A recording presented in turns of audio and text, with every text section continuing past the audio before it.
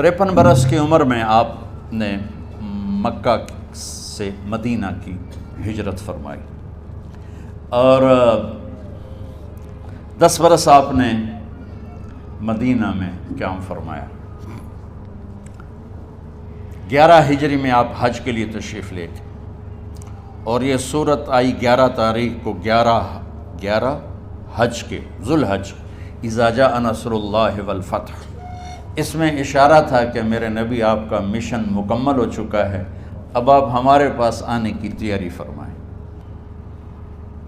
29 صفر، 29 محرم صفر، 29 صفر عصر کی نماز کے بعد ایک جنازہ تھا۔ اس جنازے کو پڑھانے کے بعد اس کو دفن کے لیے آپ جنت البقیع تشریف لے گئے۔ وہاں سے واپس ہونے لگے تو سر درد اٹھا، اور وہ درد ایک دم بڑھنا شروع ہوا، اور اس دن باری حضرت عائشہ کے گھر کی تھی، تو آپ گھر میں تشریف لاتے لاتے درد کے ساتھ بخار، تیز درد، تیز بخار، اور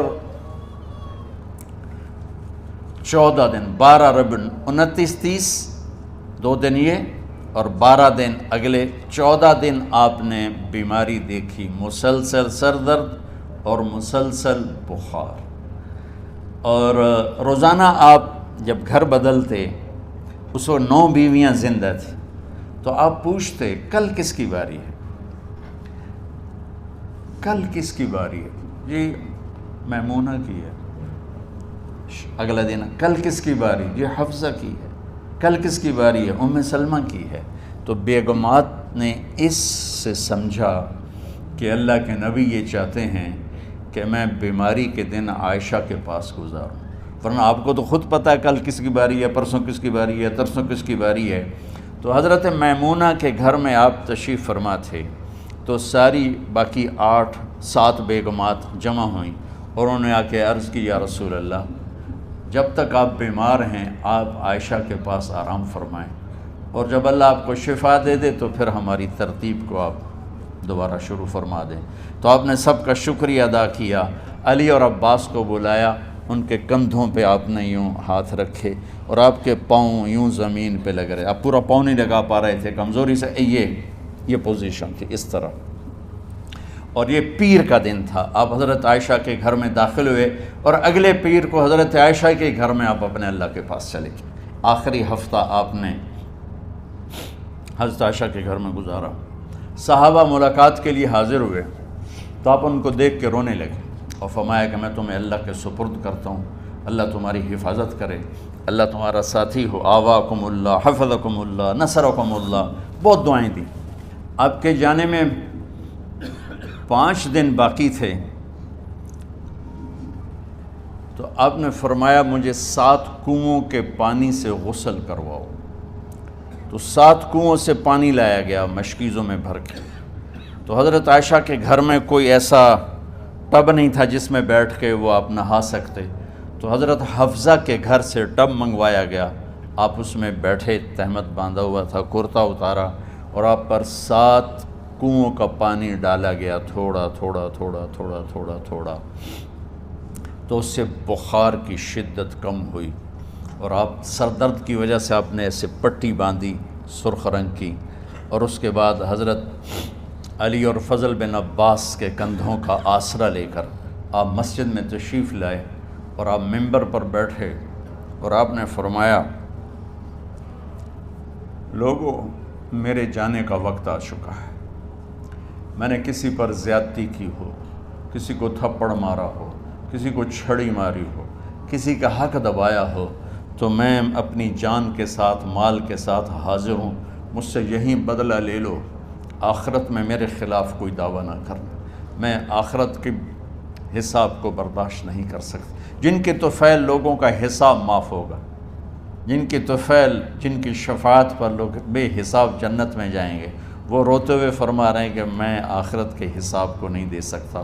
تو سارے صحابہ رونے لگے، لیکن آپ اپنی بات کو دہراتے رہے، کوئی بھی نہیں اٹھا۔ تو آپ نے ظہر کی نماز پڑھائی، ظہر کے بعد پھر ممبر پر آئے اور فرمایا کہ لوگو یہیں مجھ سے حساب کتاب کر لو، آگے نہ کرنا،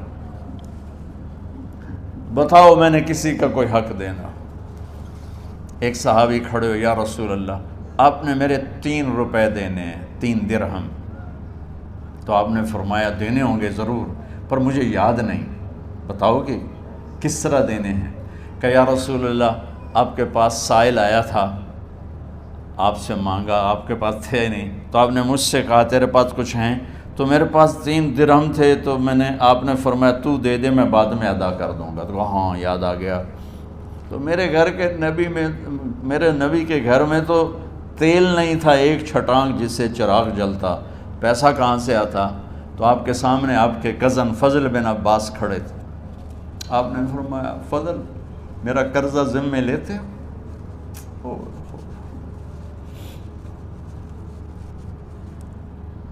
جن کے لیے کائنات سجائی گئی، جنت کی چابیاں جن کو پکڑائی گئیں، جاتے ہوئے 3 روپے دینے کی ہمت نہیں تھی۔ کہا فضل میرا قرضہ ذمے لیتے ہو؟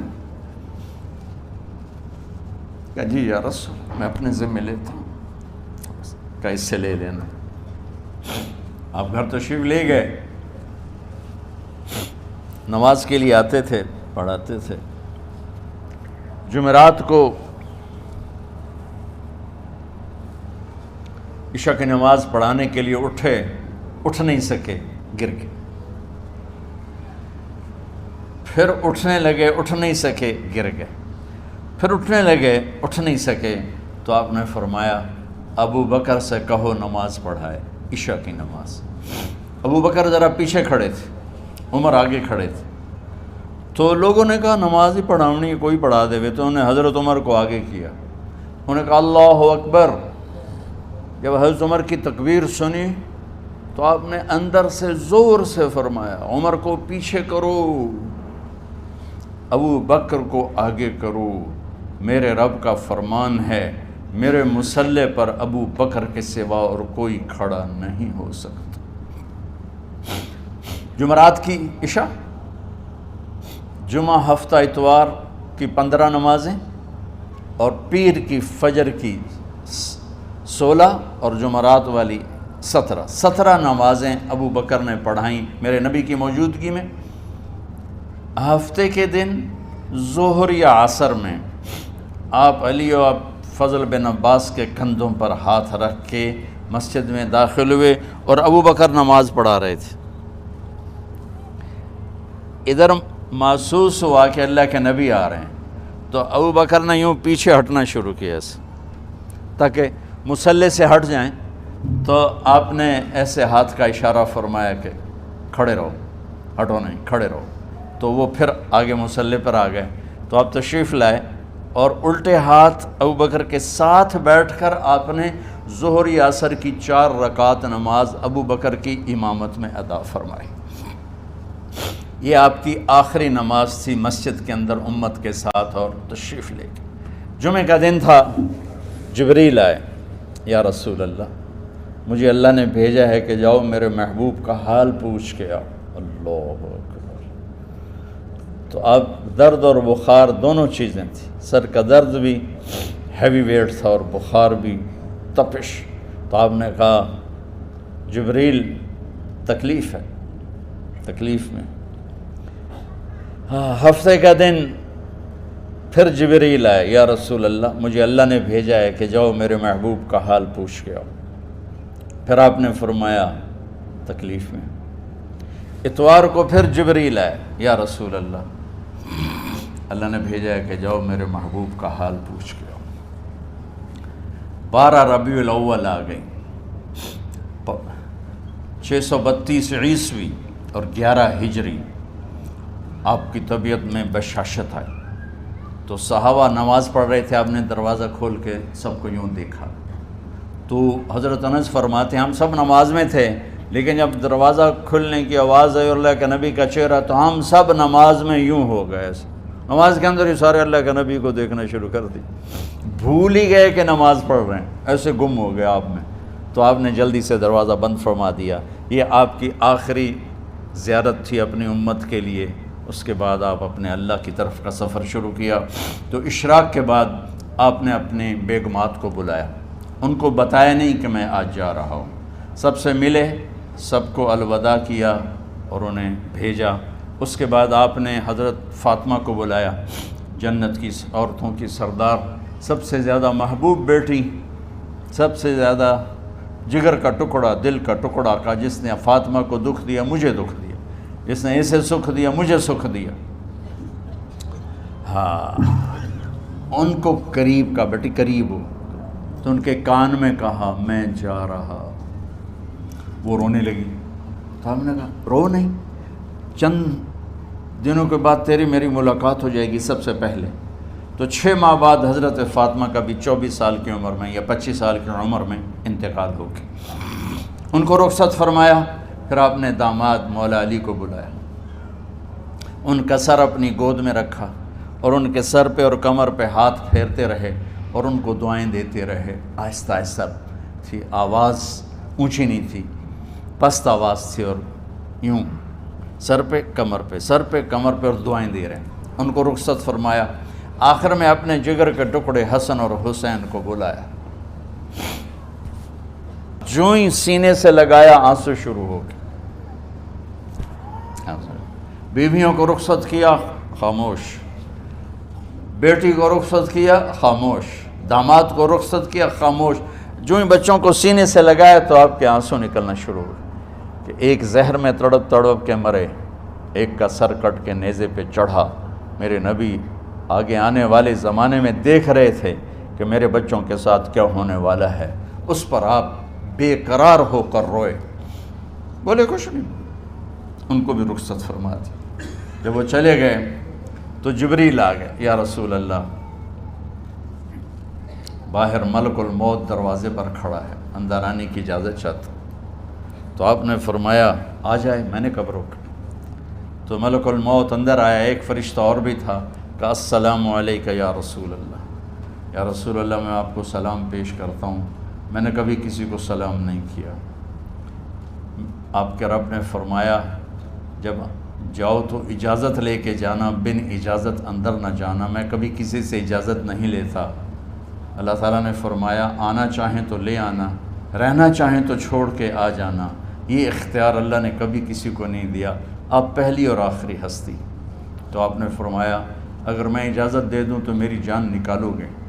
کہا جی نکالو، میں تو اللہ کے امر کا پابند۔ تو آپ نے جبریل سے پوچھا کیا کہتے ہو، تم کیا کہتے ہو؟ جبریل نے کہا یا رسول اللہ، اللہ آپ کی ملاقات کے شوق۔ میرے بھائی بہنوں، اللہ سے یہ دعا کیا کرو کہ اللہ ایسی موت دے جب جانے کا وقت ہے تو ہماری ملاقات کے شوق میں ہو۔ ایک صحابی کا انتقال ہوا، آپ نے ان کی قبر پہ جا کے یہ دعا کی، یا اللہ طلحہ جب تیری بارگاہ میں پیش ہو تو اسے دیکھ کے مسکرائے، یہ تجھے دیکھ کے مسکرائے، سارے دکھ درد دور ہو جائیں گے۔ تو جبریل بولے یا رسول اللہ، اللہ آپ کی ملاقات کے شوق میں۔ آپ نے فرمایا جاؤ اللہ سے پوچھ کے آؤ میرے بعد میری امت کے ساتھ کیا کرے گا، جاؤ پوچھ کے آؤ حسن حسین کے ساتھ کیا کرے گا۔ یہ پوچھنا، ہر کوئی اپنے بچوں کو یاد کرتا،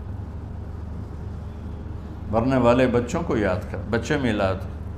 میرے والد اچانک ہارٹ اٹیک میں فوت ہو گئے تو ہماری بہنیں موجود نہیں تھیں، میری 2 بہنیں، تو میرے والد بار بار کہتے میری دھیاں مینوں ملا دیو، میری دھیاں مینوں ملا دیو، اور میرے نبی نے کہا میری امت کا مجھے بتاؤ پہلے کیا کرو گے۔ حسن حسین کا نہیں کہا، جن کو ذبح ہوتے بھی دیکھا، زہر میں تڑپتے بھی دیکھا۔ واہ یا رسول اللہ، آپ نے کیا وفا کی اور ہم نے کیا صلہ دی، سارے خنجر انہی کے سینے میں ہی اتار دیے، ہر تیر کھینچ کے آپ کے جگر کے پار کیا، ہر نافرمانی کا ٹھیکہ لے لیا۔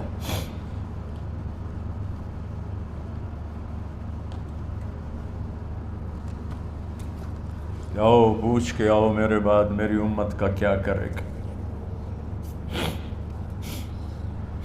تو جبریل جا کر پیغام لائے کہ اللہ تعالیٰ فرما رہے ہیں ہم آپ کی امت کو تنہا نہیں چھوڑیں گے.